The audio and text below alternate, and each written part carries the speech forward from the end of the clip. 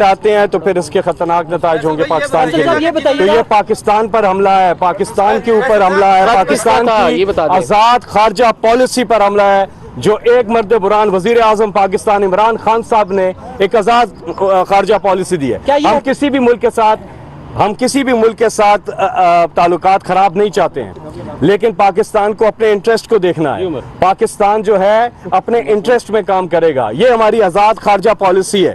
اور کچھ حلقے ہیں جن کو یہ قابل قبول نہیں ہے, اور یہ لوگ ان کے ساتھ مل کے سازش کر رہے ہیں, لیکن انشاءاللہ یہ سازش ناکام ہو گئی ہے اور تقریباً ہو چکی ہے. بڑا شارٹ سا پلیز.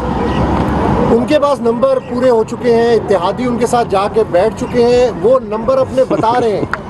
اب وہ شفٹ اس طرف کس طرح ہوں گے, کون سا ایسا فارمولہ ہے؟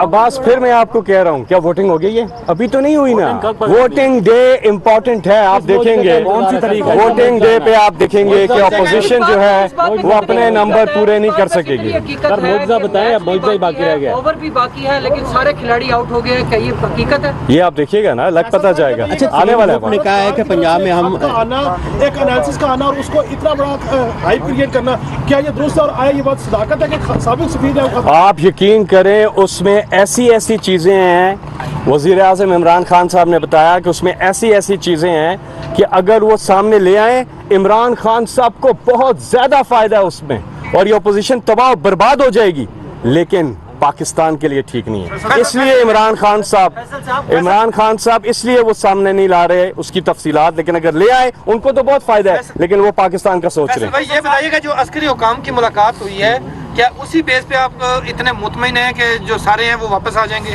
مجھے اس ملاقات کا نہیں پتا. اچھا, ترین گروپ نے کہا ہے کہ پنجاب میں وزارت اعلیٰ کا جو تحریک انصاف کا امیدوار ہوگا اس کو ہرگز سپورٹ نہیں کیا جائے گا, کیا کہیں گے اس بارے میں؟ مجھے نہیں معلوم, لیکن ایک بات آخر میں کروں گا, قوم کے لیے خوشخبری انشاءاللہ. یہ فتح حق کی فتح ہے, یہ فتح سچ کی فتح ہے, یہ فتح قوم کی فتح ہے, یہ فتح کپتان کی فتح ہے, یہ فتح پاکستان کی فتح ہے.